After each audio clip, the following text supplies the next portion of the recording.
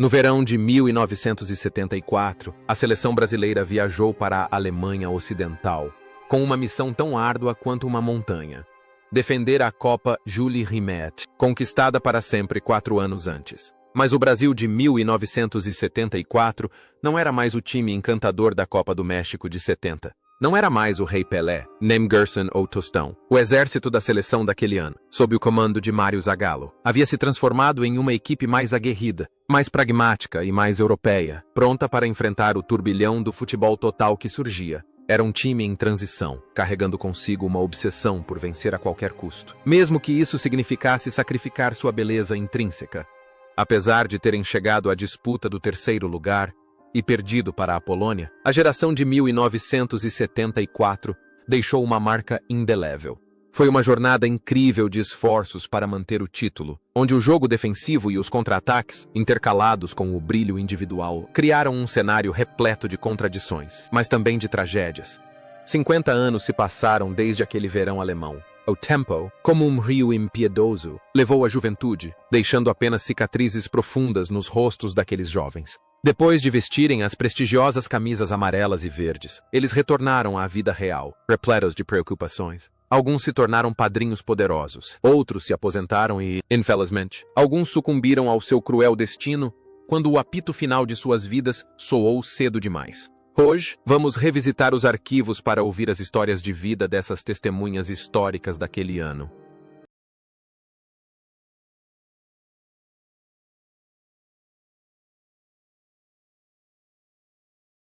Marinho Chagas, o mago loiro selvagem, é um fenômeno do futebol brasileiro que ninguém consegue ignorar. Aos 22 anos, Marinho chegou à Alemanha como uma lufada de ar fresco. Trago consigo seus longos e românticos cabelos loiros ao vento e a posição de lateral esquerdo. Marinho se recusou a se limitar ao campo de casa, sempre avançando como uma flecha. Ele é a personificação da rebeldia, do estilo de jogo ofensivo e livre que os brasileiros tanto desejam. Seus dribles pelas laterais são tanto uma arma poderosa quanto uma espada de 2 gumes, que já fizeram a defesa brasileira vacilar inúmeras vezes. Marinho é bonito, Marinho é talentoso, e Marinho é selvagem como um cavalo indomável.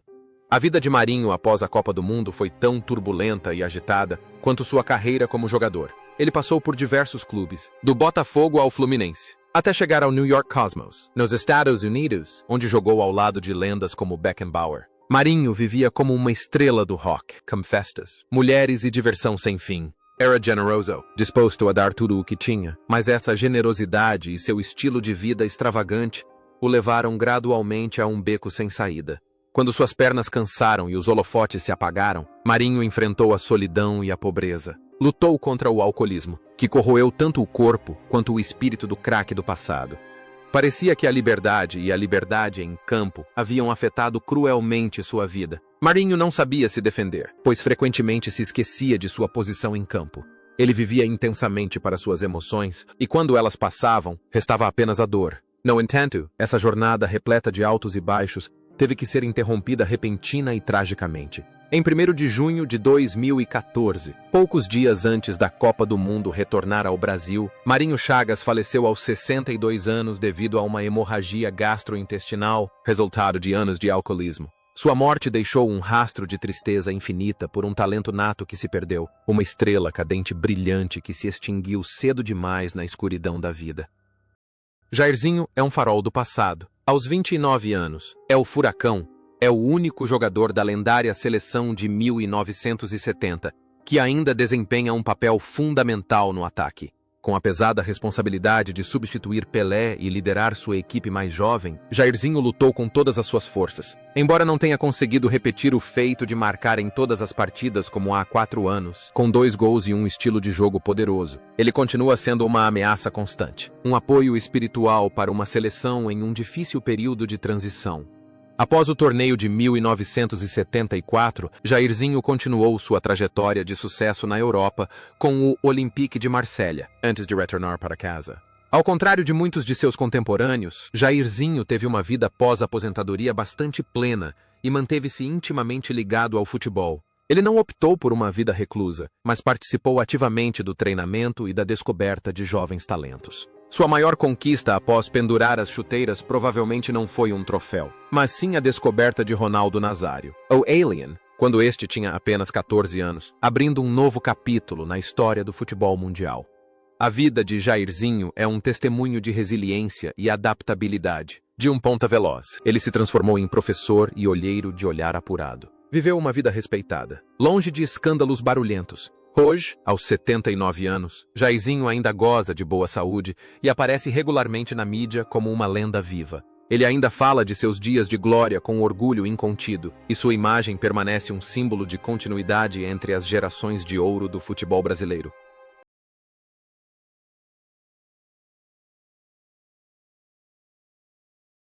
Emerson Leão. O goleiro de ferro e personalidade explosiva. Aos 24 anos, personifica a solidez e a tenacidade no gol. Contrariando o estereótipo de goleiros brasileiros que frequentemente cometem erros, Leão é um perfeccionista ao extremo. Possui reflexos relâmpago, entradas e saídas precisas e uma personalidade forte, por vezes beirando a arrogância. Na Copa do Mundo de 1974, Leão foi um dos raros destaques, mantendo o gol intacto em muitas partidas e sucumbindo apenas ao jogo total imprevisível da Holanda. Leão é um goleiro confiável, um grito de ordem que ecoa por toda a defesa.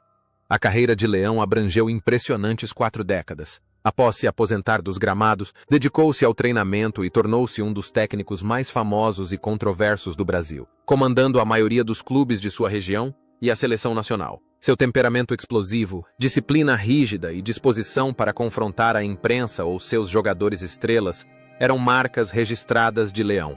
Era um homem de gostos e desgostos bem definidos, direto e intransigente. Na vida real, Leão também é um homem de família, mas extremamente reservado quanto à sua vida pessoal. Ele possui grandes fazendas e dedica-se à agricultura quando não está treinando. Sua carreira como treinador teve seus altos e baixos, mas Leão nunca desistiu. Hoje, aos 75 anos, embora tenha deixado o comando técnico de alto nível, sempre que o nome Emerson Leão é mencionado, as pessoas ainda se lembram de um homem de fibra que dedicou sua vida a proteger o gol e a defender seus princípios inabaláveis.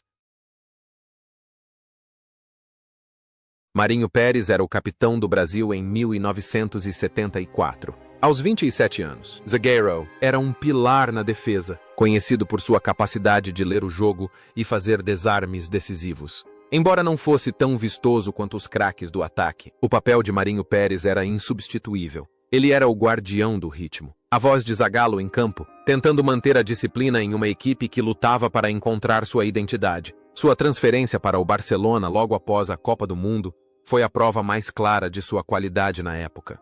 A trajetória de Marinho Pérez após a aposentadoria foi uma aventura emocionante. Ele embarcou em uma carreira de treinador e alcançou grande sucesso, especialmente em Portugal, onde é considerado um dos melhores treinadores estrangeiros da história do Sporting Lisboa. Ele também desempenhou um papel fundamental na formação de Luís Figo no início de sua carreira. Marinho Pérez faleceu em paz, ao lado de sua esposa e família. Era conhecido como um cavalheiro, sempre com um sorriso gentil, em completo contraste com sua expressão pensativa quando jogava.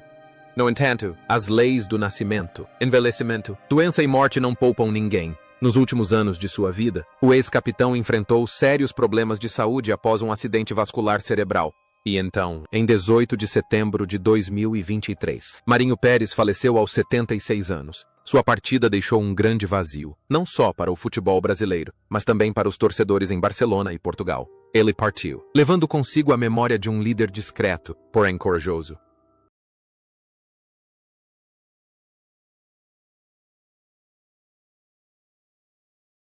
Roberto Rivelino era a alma do estilo de jogo do Brasil em 1974. Aos 28 anos, vestindo a lendária camisa 10, Rivelino era famoso por seu potente chute de esquerda, apelidado de chute atômico, e pela célebre técnica do elástico. Em um torneio onde o Brasil carecia de muitas estrelas, Rivelino teve que carregar todo o ataque nas costas. Os 3 gols marcados naquele ano foram um testemunho da classe de um gênio, um artista que se esforçava para desenhar belas curvas no céu cinzento. Após a Copa do Mundo de 1974, Rivelino continuou jogando em alto nível pelo Fluminense e, em seguida, aposentou-se na Arábia Saudita, tornando-se uma das primeiras grandes estrelas a explorar aquele país. Depois de se aposentar, tornou-se um dos comentaristas de futebol mais perspicazes e prestigiados do Brasil. Não hesitava em criticar os erros de seus companheiros de equipe, mas também sempre elogiava a beleza do futebol. Sua vida foi bastante plena, sendo venerado como um rei do futebol nos corações dos torcedores do Corinthians e do Fluminense.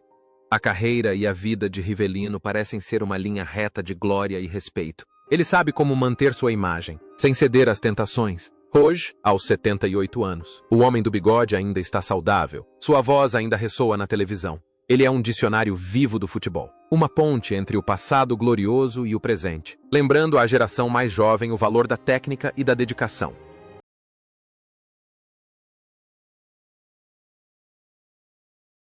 Luiz Pereira, zagueiro de 24 anos do Palmeiras, traz um estilo de arte defensiva para a Alemanha. Ele não apenas afastava a bola, como a jogava direto para dentro da própria área.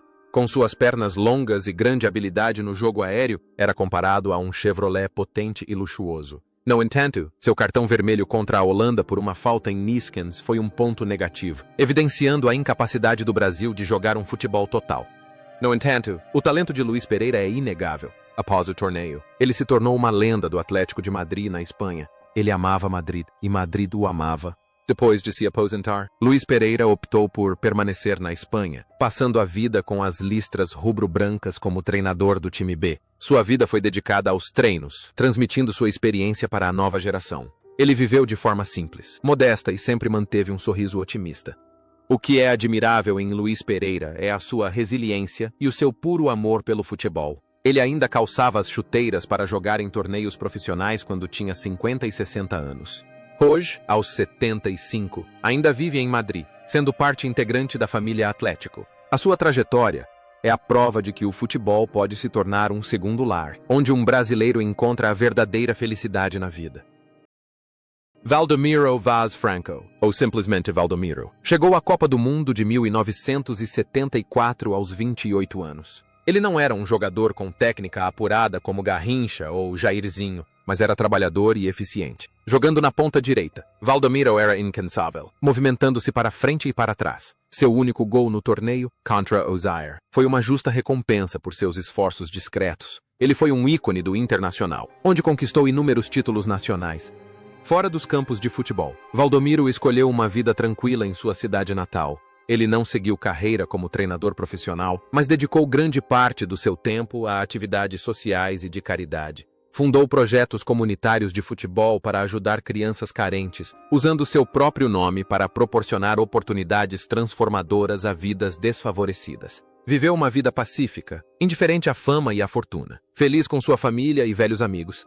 Hoje, aos 78 anos, Valdomiro ainda é carinhosamente conhecido pelo povo de Porto Alegre como o ídolo eterno. Ele é a prova viva de que o valor de um jogador reside não apenas em seus gols, mas também em seu coração generoso e em suas contribuições silenciosas para a comunidade após o fim dos jogos.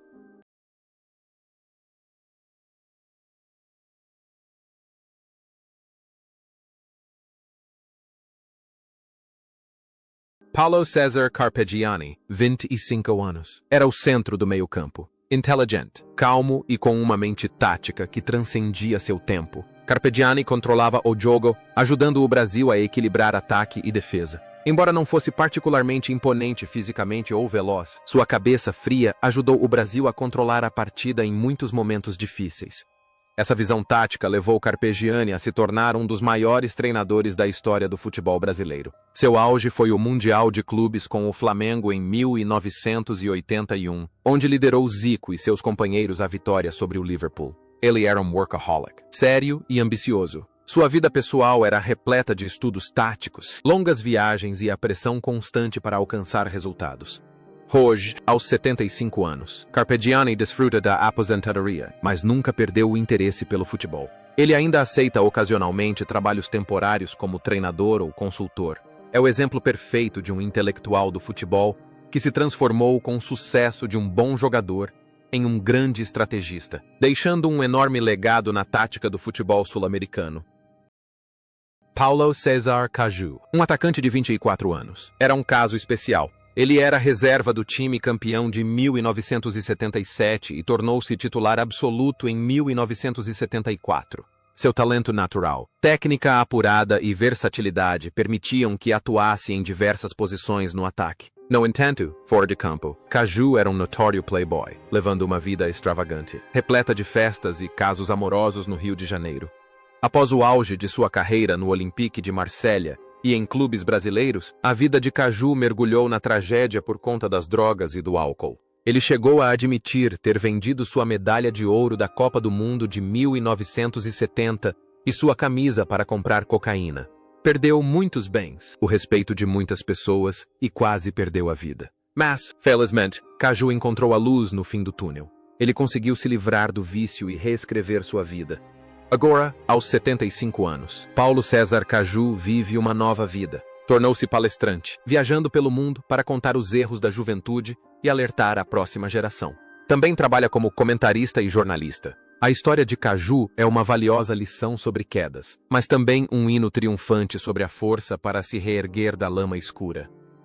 Dirceu José Guimarães, ou simplesmente Dirceu, era o jogador mais jovem da equipe naquele ano. Com apenas 21 anos, este meio-campista de baixa estatura, mas fisicamente apto, era conhecido como o homem sem pulmões. Dirceu percorria todo o campo, conectando as linhas e sempre dando 200% de sua força. Ele era um jogador moderno, profissional e trabalhador, que participou de 3 Copas do Mundo, 1974. 1978, 1982. A carreira de Dirceu foi uma jornada nômade por diversos clubes no Brasil, México, Espanha e, principalmente, Itália. Ele era amado em todos os lugares por sua dedicação em campo. Era uma pessoa gentil, tranquila e emotiva. Após se aposentar, Dirceu se estabeleceu na Itália, abriu uma escola de futebol e desfrutou de uma vida pacífica com sua família. Parecia ter tudo: fama, dinheiro e felicidade.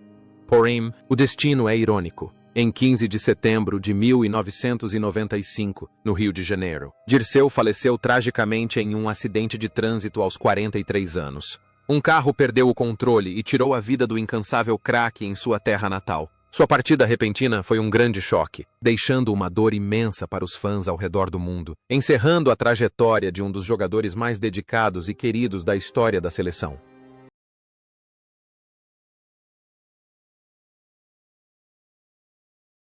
Zé Maria, lateral direito de 25 anos do Corinthians, era um exemplo de lealdade e tenacidade. Ele e Nelinho formavam uma interessante rivalidade na lateral direita. Na Copa do Mundo de 1974, Zé Maria disputou 4 partidas com solidez e disciplina. Ele não era tão explosivo no ataque quanto seus companheiros, mas era o zagueiro seguro que todo treinador desejaria ter. Zé Maria dedicou toda a sua carreira ao Corinthians. Ele era um símbolo do espírito da raça. Após se aposentar, não deixou o clube, mas continuou trabalhando nas instalações do Corinthians. O mais admirável em Zé Maria era a sua bondade. Passou boa parte da aposentadoria trabalhando em reformatórios, ensinando futebol a jovens detentos e ajudando-os a reencontrar a fé na vida. Hoje, aos 75 anos, Super Zé continua se dedicando ao seu trabalho de caridade. Ele leva uma vida simples e humilde, tendo como razão de viver a alegria de ajudar os outros. Ele é a prova de que o futebol tem o poder de transformar pessoas e um grande jogador não é medido apenas pelos troféus que conquistou, mas também pelas vidas que salvou.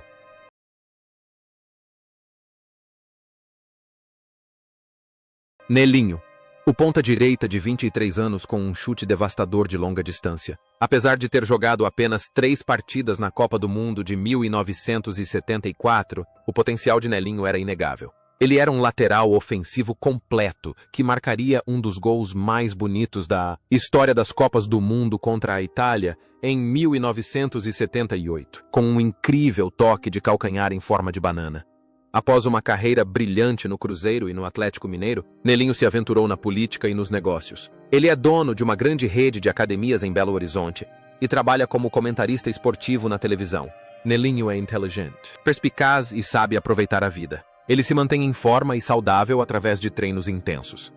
Hoje, aos 74 anos, Nelinho continua sendo uma figura influente no estado de Minas Gerais. Ele vive a vida de um empresário bem-sucedido, feliz com sua família. Sua história é um exemplo de transição bem-sucedida de atleta para empresário, graças à disciplina e à inteligência.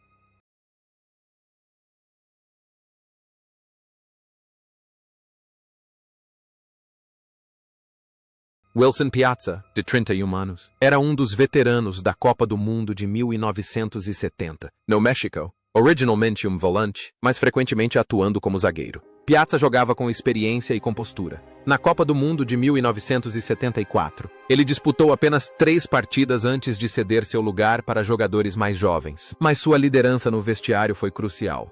Lenda do Cruzeiro. Piazza, após se aposentar, escolheu o caminho da luta pelos direitos dos jogadores. Tornou-se presidente da Associação de Jogadores Profissionais, buscando melhorar as condições de vida e o tratamento de seus colegas. Também participou do negócio de combustíveis, obtendo grande sucesso. Piazza era uma pessoa de grande prestígio, cuja voz sempre foi ouvida no mundo do futebol brasileiro. Hoje, aos 81 anos, Wilson Piazza desfruta de uma aposentadoria tranquila. Ele é um querido padrinho do futebol do Cruzeiro, um homem que dedicou sua vida a servir dentro de campo e a proteger os direitos dos jogadores nos bastidores. Leivinha, o atacante do Palmeiras de 24 anos, traz poesia ao futebol brasileiro. Com seus cabelos loiros e rosto bonito, Leivinha era gracioso, elegante e extremamente eficiente no jogo aéreo. Embora tenha disputado apenas 3 partidas na Copa do Mundo de 1974 devido a uma lesão, ele ainda conseguiu deixar sua marca com um estilo de jogo vistoso. Após o torneio, ele e Luiz Pereira se transferiram para o Atlético de Madrid, onde se tornaram ídolos. Sua carreira foi prejudicada por uma lesão no joelho, mas Leivinha sempre trazia alegria aos gramados. Fora dos campos, optou por uma vida privada, longe dos holofotes. Passava tempo com a família e ocasionalmente aparecia em eventos comemorativos do Palmeiras ou do Atlético. Hoje, aos 75 anos, Leivinha vive tranquilamente em São Paulo. Ele está contente com o que tem, sem arrependimentos em relação ao passado. É a imagem de um homem que sabe o suficiente, encontrando felicidade na simplicidade do dia a dia. Mirandinha, um atacante de 22 anos do São Paulo, era uma jovem promessa na Copa do Mundo de 1974. Ele disputou 4 partidas, demonstrando velocidade e agressividade. No entanto, um destino cruel o atingiu logo após o Mundial. Em um jogo contra o América SP, ele sofreu uma fratura horrível na perna, uma lesão que ameaçou encerrar sua carreira. Mas Mirandinha não desistiu. Ele suportou cirurgias dolorosas e uma longa recuperação para retornar aos campos, embora nunca mais tenha atingido o mesmo nível de antes. Após se aposentar, trabalhou como treinador e olheiro, atuando no futebol comunitário. Sua determinação em superar as adversidades é uma inspiração para muitos jovens jogadores que sofreram lesões. Agora, aos 72 anos, Mirandinha ainda está envolvido com o futebol nas categorias de base. Ele vive modestamente, mas sempre se orgulha de não ter sucumbido aos desafios do destino.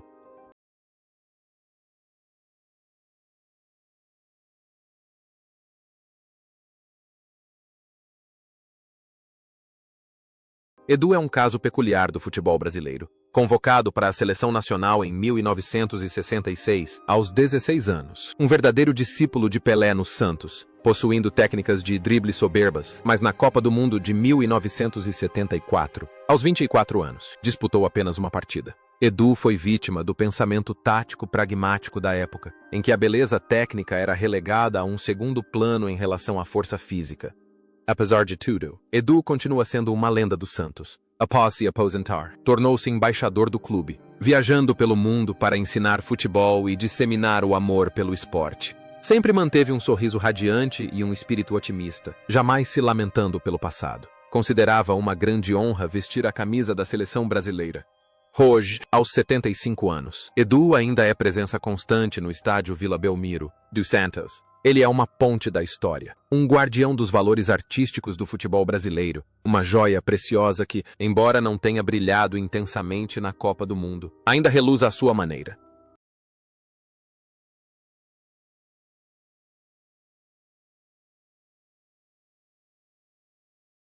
Alfredo Mostarda, meio-campista de 27 anos do Palmeiras, chegou à Alemanha como reserva. Ele jogou apenas uma partida, a disputa do 3º lugar contra a Polônia.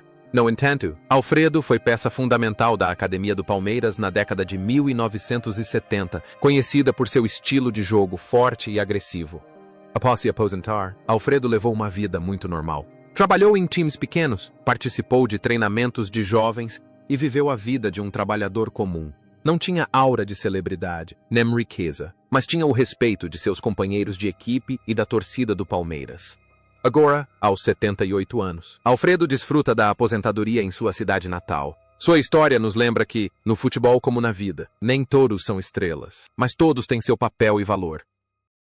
Ademir da Guia foi a maior tragédia da seleção brasileira de 1974. Apelidado de O Divino, Ademir era o maior ídolo da história do Palmeiras. Um talentoso meio-campista, com um estilo de jogo tranquilo e aristocrático. No entanto, 32 anos, recebeu apenas uma partida do técnico Zagallo na disputa pelo terceiro lugar, quando tudo já estava decidido. Isso é considerado um crime contra o futebol bonito. Ademir aceitou essa injustiça com uma calma notável. Tal como o seu apelido, Deus, não se queixou. Depois de se aposentar, entrou até para a política e foi eleito vereador em São Paulo. Era um homem calmo, inteligente e de caráter nobre. Hoje, aos 82 anos, Ademir da Guia ainda é um santo em São Paulo. Ele continua saudável e exala um espírito pioneiro. Sua carreira incompleta na seleção não ofusca sua grandeza, mas, pelo contrário, faz com que as pessoas amem e sintam ainda mais a falta desse talento excepcional.